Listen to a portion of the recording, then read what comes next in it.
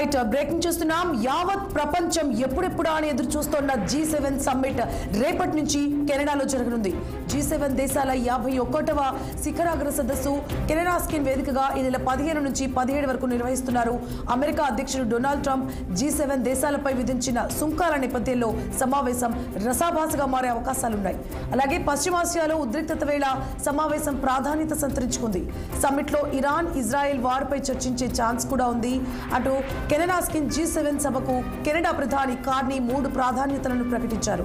ప్రపంచానికి స్థానిక జన సముదాయాలకు రక్షణ, ఇంధన భద్రత, డిజిటల్ రూపాంతరీకరణలు సాధించడంతో పాటు ఉజ్వల భవిష్యత్తుకు సుస్థిర భాగస్వామ్యాల సాధన వంటి 3 అంశాలపై ప్రధానమంత్రి కార్నీ ఫోకస్ చేశారు.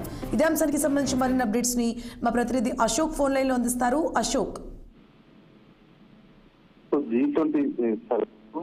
మొత్తం G20 సదస్సులో మొత్తం 7 దేశాల్లో 51 శివరాగ్ర దేశ సదస్సు జరుగుతుంది. మొత్తం ఈ నెల 15 నుంచి 17 వరకు నిర్వహిస్తారు. అమెరికా అధ్యక్షుడు డొనాల్డ్ ట్రంప్ G7 దేశాలకు పైన వివిధ సుంకాల నేపథ్యంలో సమావేశం రసాభసగా మారే అవకాశాలు కనిపిస్తున్నాయి. అలాగే పశ్చిమాసియాలో ఉద్రిక్తతల వేళ సమావేశాలు ప్రాధాన్యత సంతరించుకుంది. సమ్మిట్ లో ఇరాన్ ఇజ్రాయెల్ వారిపై చర్చించే అవకాశాలు ఎక్కువగా అనిపిస్తున్నాయి.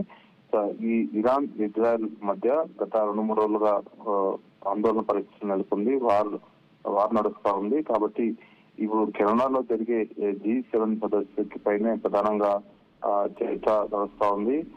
3 ప్రధాన అంశాలపై చర్చించే అవకాశం ఉంది. ఒకటికి ఏదైతే డిజిటల్ రూపాంతరణలు, ఇంధన భద్రత, స్థానిక జన సముదాయాల రక్షణ, ప్రపంచానికి వీటన్నిటిని ప్రధానంగా ఈ సదస్సులో చర్చించే అవకాశం ఉంది. America, Canada, Britain, France, Germany, Italy, Japan దేశాలు గ్రూప్ ఆఫ్ 7 కూటమిగా ఏర్పడ్డాయి. ప్రతిసారి సమ్మిట్ కు ఆహ్వానిత హోదాలో భారత్ హాజరవుతుంది. భారత్ పర్మనెంట్ సదస్సుకి మెంబర్షిప్ లేకపోయినప్పటికీ కేవలం ఆహ్వానిత హోదాలో మాత్రం హాజరవుతుంది. మరి ఇప్పుడు ఈ G7 సమావేశాల్లో ఇండియా పాల్గొంటుందా లేదని మాత్రం కాస్త చర్చ కొనసాగుతుంది. ఎందుకంటే గతంలో కెనడాకు భారత్ కి కాస్త ఆందోళన పరిస్థితులు నెలకొన్నాయి.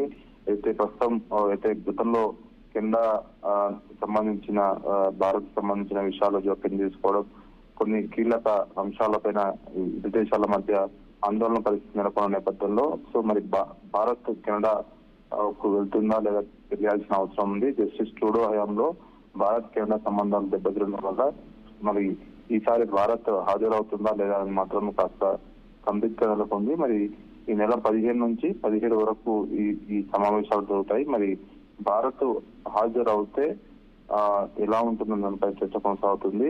ప్రధాని మోదీ వరుసగా 5 సార్లు హాజరయ్యారు. జస్టిస్ ట్రూడో హయాంలో భారత్ కేంద్ర సంబంధాలు దెబ్బతినడం వల్ల ఈసారి భారత్ హాజరవుతారా అనేలా లేదా అనేది క్వశ్చన్ మార్క్ ఉంది. సో మరి చూడాలి. ఈ నెల 15వ తారీఖు అంటే రేపే వెళ్లాల్సిన అవసరం ఉంటుంది. మరి ఇప్పటి వరకు అయితే ప్రధానమంత్రి నరేంద్ర మోదీ అఫీషియల్ గా ఎలాంటి ప్రోటోకాల్ సంబంధించి ఎలాంటి లేదు కాబట్టి మనం చూద్దాం రేపటి వరకు. Right, thank you for the updates Ashok.